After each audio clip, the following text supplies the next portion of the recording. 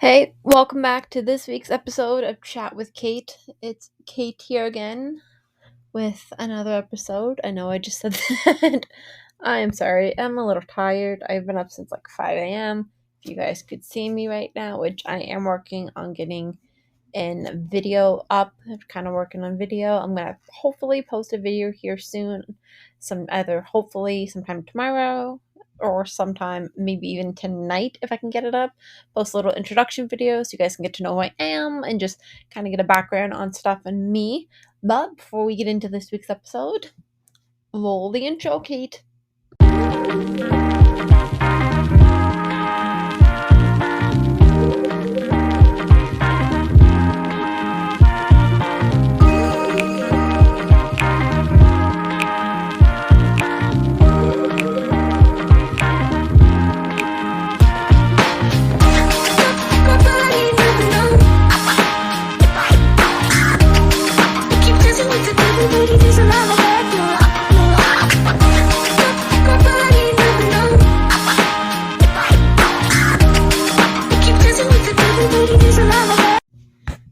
So, like I said before, it's been a little while since I have made a podcast, since I did an episode, and I apologize for that. Like I said, I've had a lot going on for work and just trying to kind of work on that and get that all situated, make sure that's good and taken care of and everything, just because I need to work to pay my bills. It's kind of important. And then I just have other stuff coming up with like banking, adult stuff, and just stuff it's not very fun. You don't want to hear about. It's not a fun topic. It's not a fun time. It's not something that I don't know. It hasn't been a good time. But I do have some little updates for you before we delve into this week's topic. Before we start talking about this week, so some of the stuff that I've started doing again is actually this week I kind of started studying French again, probably for the I don't even know umpteenth time, probably for like the 90th time, honestly. Like, come on, I can't be the only one that forgot every single thing they knew from French class in high school. Like, I thought I knew some words, and then I've watched an episode or two of Emily in Paris. Really great Netflix show, by the way. Huge fan of it. And I was like, oh shit, like I don't know much French. Like I probably would do better than what she did. Along with that, I am also I'm just trying to like better my French language because it's really depressing that I live in New Brunswick, which is correct me if I'm wrong. Somebody comment, send me a message. I have an Instagram page, comment on there. Let me know. I think New Brunswick is the only bilingual province in Canada. Still, I think. Yeah, I think so. From what I remember, I think was still the only bilingual province in Canada. Which I mean, it's sad that I can't speak French, and I live in a bilingual province, so I'm trying to get that back up and going, get the ball rolling on that, so I can try to better my French and parler un petit peu, et beaucoup de français. So I can speak a little bit and a lot of French, which would be nice. I don't know if I said what I just said was right. Please, somebody correct me. Tell me the right way to say I currently speak a little, but will speak a lot of French because I don't exactly know how to say it because my French sucks. It's very, very bad, but I am trying to learn that again. A couple really big life updates is I have a new baby cousin. My cousin Sarah actually gave birth to her daughter, and she's absolutely gorgeous. And oh, I'm just in love with her. She is just what we needed in 2021. She's beautiful. She's her brother's twin, and she is just a bundle of like happiness. And I cannot wait to meet her. I am so, so, so excited to meet her and just give all the snuggles. And because we finally have a little baby girl in the family to love on, because it's been a while on my dad's side. We've had I have two cousins that are younger than me. They're both boys, and then it was my brother, and then I've never had like a little girl cousin on my dad's side, which is I'm so excited that I have one now. Like I'm like dress up and like buy clothes for and little bows and stuff. Oh, I'm so excited. And her brother is such a good big brother. Oh, he adores her, and it's the cutest thing seeing them together in the pictures and stuff. It's adorable. But yeah, that's very exciting. And my other cousin got engaged. She got engaged to her fiance now. So that's super exciting. Congratulations, Danielle and Seb. It's really exciting that they're engaged and they are such a cute couple. And I cannot wait to see the wedding and just see all the pictures and everything from it. It's going to be absolutely gorgeous. I am still studying for the LSATs. I've kind of put that on the back burner just a little bit because I'm trying to do a lot of work with like school and stuff, with work and stuff, not school, but with work, and just trying to make that my main focus right now and trying to like get everything together for work and because it's coming on to like a busy season where everybody wants to get into their new vehicle before winter and before Christmas and everybody's really interested and it's getting to be a lot, but you put your mind to it, focus on it, and you can get anything done. Tomorrow, I am actually going Christmas shopping. Can't, I think it's like 30 some days away. I don't even know the exact date, how many days away it is. It's it's like a month or so. In like a month or so will be crunch time, so it's kind of a little nerve-wracking that I have like maybe a month to do Christmas shopping and I haven't done any. And when I say I haven't done any, I mean like I bought 2 gifts, but that's it. And I have a multitude of people to buy for. I have a lot of people to buy for. I have like my family members that I buy for. I have some friends and just I have some people to buy for. I'm doing a Secret Santa with my work, which is going to be amazing. I am so excited with the person that I got. Oh, I couldn't have got a better person. I'm super pumped. And that's just gonna be that's gonna be a whole another thing because that's gonna be amazing and just so much fun. But yeah, I'm going Christmas shopping tomorrow, Darren. We're leaving, being picked up at work, and we're gonna go down to Halifax, do some Christmas shopping down there, and just kind of feel out Halifax and see what's on for sales for early Black Friday. Something I probably should mention again is I got accepted to university again. Woohoo! I got accepted to my alma mater, Mount St. Vincent University in Halifax, doing the Bedford Highway. Overlooks the harbor and the Bedford Basin, and it's really quite nice there. But I'll be doing it completely online. I got accepted to the Bachelor of Public Relations and I'm hopefully, if all goes well, going to be doing the work experience route so I can kind of be working and also get my degree, second degree at the same time. Second degree, because we all know I have a degree in sociology and women's studies. I have my BA and now I'm going for my BPR and I'm super excited to get it. I honestly was thinking about getting this when I was in university for my first degree and I kind of put it on the back burner because I was like, oh, I'm already halfway in with this degree. I'm just going to stick it out. I'll probably find a career that I love with this degree and it's going to be so nice to actually have a degree. But I always kind of wondered if I could do it, if I could get in, if I'd like the program, all kinds of stuff like that. And so now I'm super excited to say that I actually did get accepted. Eek. And so now it just comes like the financial side of it, which hopefully, if all the cards aligned, should be getting figured out pretty soon, which is going to be a huge stress off my shoulders. And I cannot wait for it.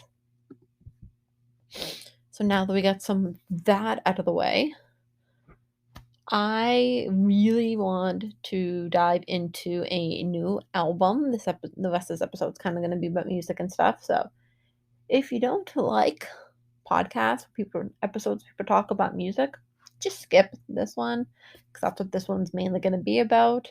Because there's a lot to talk about music. One for the first thing I'm going to talk about is how can I not talk about Taylor Swift? Oh, her new album, well, her re-released album is so effing good. Her song All Too Well, the 10-minute version, it's what we needed. Like, thank you, Taylor Swift. It's what we needed in 2021. That was a song that we all wanted, we all felt, we all knew in our soul. That's how we are feeling, and I am so happy that Taylor Swift put it out there. This is a song that I have listened to. Like, I listened to the original version when it came out. I was like, oh, it doesn't affect my life. It really doesn't do anything to me. And now, being 26 and gone through a lot more life experience, I'm like, this song gets me. This song is my life. Like, I definitely relate more to it, especially the 10-minute version. It just, like, it breaks my heart, but it breaks my heart in all the right ways, if that makes any sense whatsoever, because it just kills me. It's such a good song, especially, like, all the added parts that she puts in, and when she's talking about, like, it's supposed to be fun turning 21, I was just like, "Oh, I can relate to all that." It's such like, oh, my heart goes out to you. It's a delicious album. It's probably the best way I can explain it, just packed full of deliciousness. But All Too Well definitely has my heart. Another one that I've been a fan of forever on this album, forever. Like, I've danced to this song, I've screamed to this song. Like, I don't know why, but I Knew You Were Trouble. That song and me, we are one. We are connected. It is my spirit song. I swear she wrote that song just for me, because, like, it relates to, like, so much of, like, my life and just crap I've gone through, and I'm just like, oh, such a good song. And I've had my cries to that song. I've had my laughs and, like, experiences to that song, and it's something about the way she writes. It comes from such a personal place, but it also, I don't know, I don't know the best way to say this. It also, like, invokes your feelings, like, you feel like you're going through the exact same thing with her, and that's what I think is the gift of a true, like, a really good songwriter, is when they can pull that out of somebody who has never actually gone through that emotion, or might not have gone through the same emotion, but when they hear that song, it can bring them right to that spot, and it's just, oh, it's so good. And I could go on and on about Taylor Swift's new album. I'm so happy and proud that she is re-releasing all of her older music. So now it's hers, and that she owns the rights to it, and she doesn't have to, like, fight another music record company for it. It's hers. It's hers. She doesn't have to fight anybody for it. Whatever she wants to do with it, she can do anything and everything with it, and I just love it. Personally, I hope she does the same thing with, like, her older music, like the very first couple albums that came out. Like, I think it was called Taylor Swift, and then, like, I want to say, was it Fearless? I think, and, like, Speak Now. No, I think she did Fearless. Yeah, like, Speak Now. Like, I hope they come out re-released, because they were some of the best work in my opinion. Like, I absolutely love, like, starting off Taylor. I think that was some of the music that was just from her soul and everything, and it was just, like, raw and real, and she didn't wasn't trying to please anybody, that many people, and I loved it. Loved it. Huge fan. I saw her in concert when she was first starting out, and she was with Brad Paisley and Carrie Underwood, and this was a long time ago, and she was just singing away to it. Like, I think she was singing our song, and I remember I looked down at her from where I was sitting at in my seats. I would look down at the stage, and I just thought, "Oh my god, like, this girl's amazing. Like, this girl knows how to write a song." Like, it's so raw and real, and it's just, I don't know. I'm a huge fan. But another switch genres, I think it's a different genre. It might be the same one. But Adele's Easy on Me, oh, just, like, her. emotion in that song. When she says, "Go easy on me, go easy, and just go like easy on me," it's like what all everybody's going through a tough time. Everybody's going through like a heartbreak, a breakup. I don't like I lost everything. It's just like, please go easy on me. Like, don't go hard. Like, make this an easy, easy thing. I don't need any more struggle in my life. I'm going through enough. I'm gonna start crying. This song really, really gets me. Because like personally, I've gone through enough. We'll get into that at a later time, but like I've gone through a lot of crap in my life, and just like hearing that song and just how she tries to like relay the message of, please, like just like take it easy on me. Like I know it's gonna be hard. I know there's gonna be struggles, but can you just try to take it easy on me so I can get through this stuff? It's so raw and it's so real and it just invokes so much emotion. Like, oh, Adele, why do you do this to me? Why do you do this to us? It's not fair. It's not fair. It just makes me want to sing at the top of my lungs. It makes me just want to message every guy that I've ever talked to and just get mad at them and start screaming at them, but you can't do that. That's you're not supposed to do that. Lord knows I have done that, but you're not supposed to do that, but whatever. But it's such a good song. Oh, it's chef's kiss amazing. And like her big concert that she did with like Oprah and Lizzo was there and James Corden was there and her son had never seen her perform and he was there watching her perform and it just like imagine being Adele's son and not having any idea that your mom is as famous as she is. Like what? Like I just imagine being like, "Oh yeah, my mom's just a regular mom. She's not famous or nothing. She's just a regular mom." And then come to find out that like millions and millions and millions, probably billions of people love her and know the words to her songs. And you're like, oh, that's just me, mom. Like, it's not that big of a deal, but it just is to them. Oh, it's so good. I'm a huge, huge fan of her and just how she handles herself with such grace and beauty. And she like even went through interviews she did with Oprah where she talked about her ex-husband. Like I didn't really see her bashing him. She was like, I was thankful that I had him in my life. He saved me. Like she never once said, "Oh, he's a piece of crap. He did this to me. He did that to me."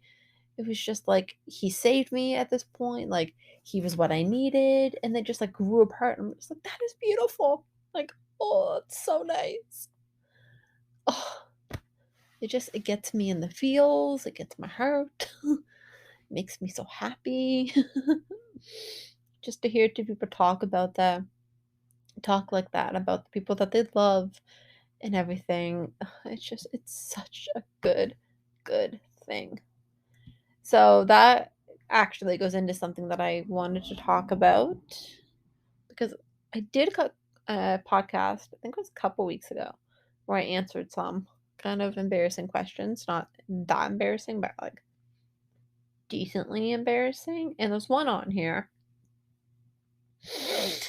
I just saw it. Where did it go? It says my favorite music genre. And honestly, I don't think I have one. And I want to say that's my parents' fault. Like, if you listen to this, I am sorry. That is 100% your fault. Because I listen to everything. Bluegrass, like U2, Beatles, Springsteen, Rod Stewart, country, pop, R&B, rap, alternative. Like sometimes I'll fall asleep to classical music. Like I have no shame in my game. I listen to everything out there. If it's good, I don't care what kind of genre it is. I just like I love listening to it. Like my playlist, if I was to pick a song out of my playlist right now, let me just pull up my phone and see. What is my playlist right now? Let me see. See if I can pull it up. See if Spotify wants to work. If I click, I'm not gonna, don't want to get demonetized. So I'm gonna mute this. See if this will work. Because my liked songs definitely have a lot of character to them. Why won't this work for me? Or just for example, on the way home I was listening to Shania Twain. And then I was listening to Niall Horan. I was listening to Kesha. I was listening to Dolly Parton, Ed Sheeran, Travis Scott, which I'll get into Travis Scott in a minute.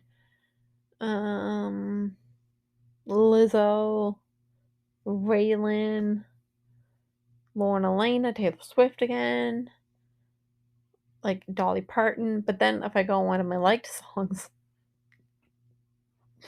I have Foo Fighters, Sky is the Neighborhood, which is a jam in itself. Oh, it's so good. I have Little Nas and Jack Harlow, and then I have a whole bunch of country music. And then I have some alternative. And then I have Ed Sheeran, like Pink. Oh, I have gospel music. What else do I have in here? Whole bunch of Demi Lovato, Robbie Williams, because I heard that in a movie and I was like, oh, that's a good song. The Ramones, bunch of Billie Eilish. I love Billie Eilish. Billy Paul, David Bowie. Like my playlist, I just push play and I just let the music go. I don't have certain ones that I listen to all the time. If I like one, I just click hard and I let it go because honestly that's the easiest way to do it for me because I like so much music and I like so much different music that personally I find it a lot easier to just do that, or I listen to podcasts, which like right now my podcast I'm listening to Zane and Heath Unfiltered. Huge fan of that show. I laugh so hard. I'm listening to Fantastic Four. I'm listening to The Views, Chicks in the Office. Oh, that's my show. I have some good ones that I listen to on my sometimes on way to work when I need to feel motivated. I have 10% Happier with I believe his name is Dan. Is it Dan Harper? Dan Harris. And then I have A Dare to Lead by Brené Brown, which need to pick me up in the morning. Those are definitely the ones to listen to. Huge fan of them. But like I don't know, I don't have a specific genre that I like. I kind of go all over the place. Like for a while, it can be I like Avril Lavigne, and then the next week I can be like, oh no, into like soft country, nice country, easy listening country. Like it can switch completely. It jumps all over the place, and that's literally just my life. It's just what my music taste is. It's go from one extreme to the other.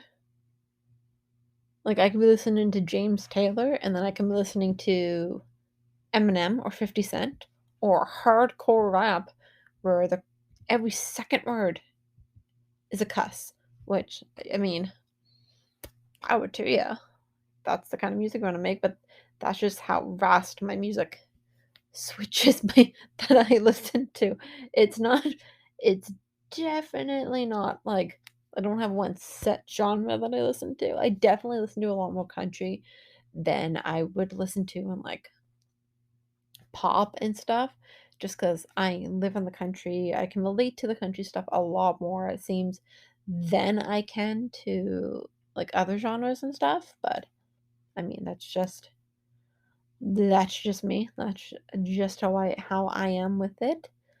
But yeah, I mean, and I can jump into like Travis Scott or Ed Sheeran, which I don't know if you guys have been living under a stone, then you probably haven't heard about Astro World.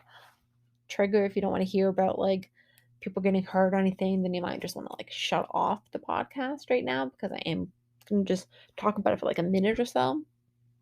But if you don't want to hear about it, I'm not going to take any offense. We just want to cut out at this point and just not hear anything. But I was watching on Dr. Phil today, and my mind is still blown that this kind of stuff happens and that people let this kind of stuff happen. Like, it's just blown. But I was listening to a clip, and this person he was an attendee.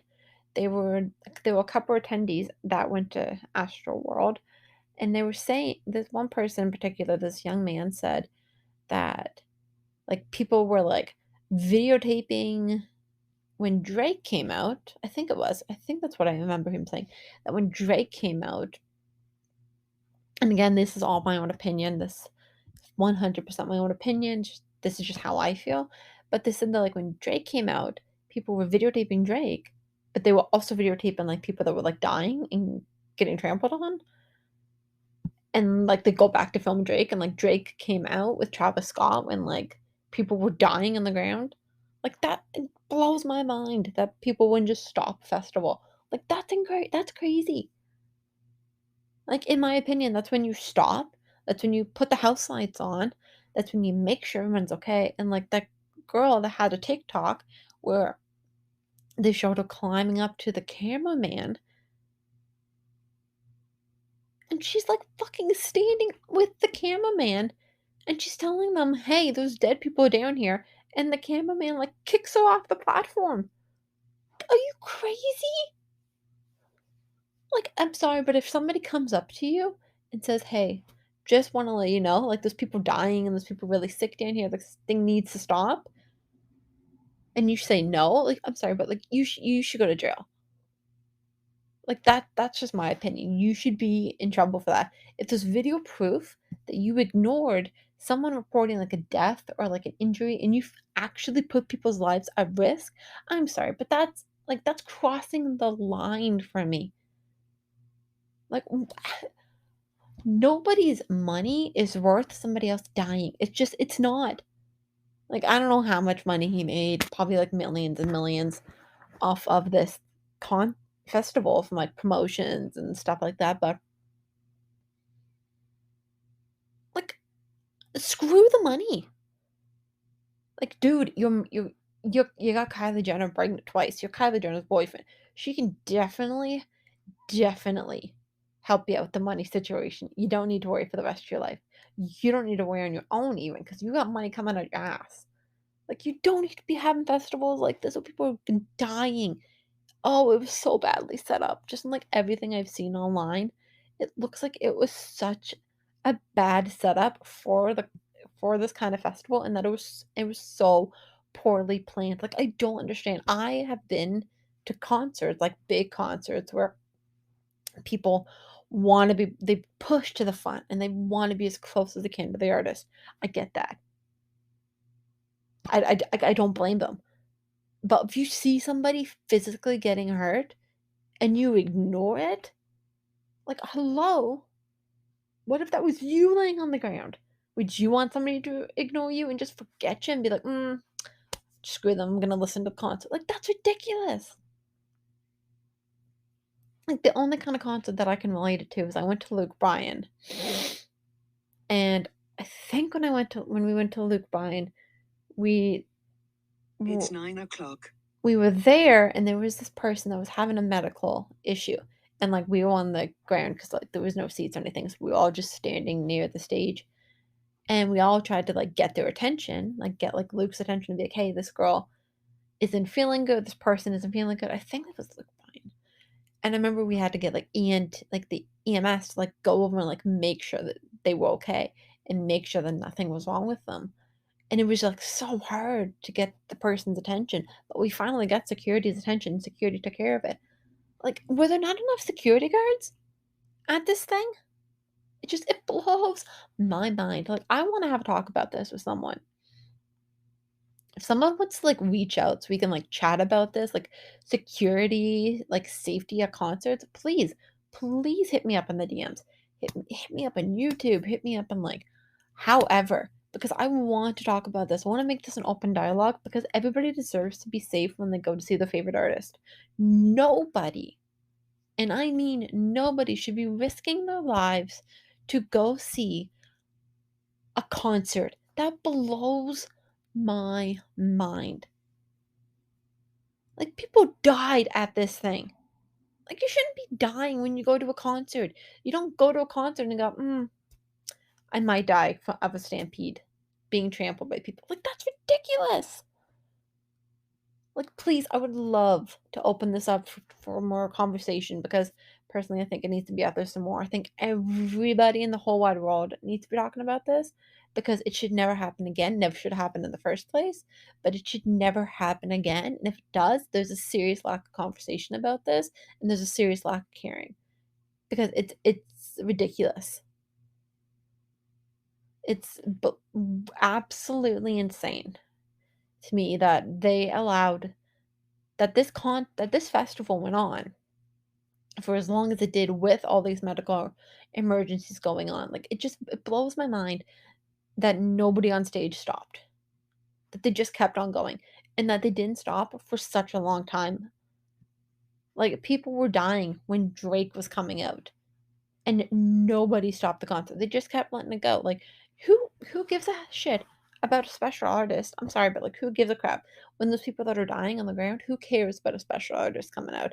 I mean, I wouldn't. I mean, that's just me. But whatever. I rambled on long enough. Like I said, if anybody wants to reach out and have a conversation with me about this, I am 100% open to it. I would love to hear your opinions, love to hear your feedback because I want to learn more. I want to grow, and I would love to make sure you guys are safe when you guys go to concerts. And I want to make sure I'm safe when I go to concerts because this is scary and this can happen anywhere. Just because it happened at a Travis Scott concert doesn't mean it can't happen at like a Luke Bryan or like a Eric Church or even like a Karen Crowe's concert. Like, it can happen anywheres. And it's just scary that it did happen. But that is it for this week's episode. I just want to thank you guys so much for tuning in to Chat with Cait. Don't forget to like, subscribe, go on my Instagram. I also post every single Monday the audio version of this on YouTube. Go check that out, subscribe. And I'm also going to be posting a little video so you guys can get to know me and everything and just say hi to ya. And I don't know, that might be up tonight, it might be up sometime this week, but that's all for this week. And thanks so much for joining. Bye, guys.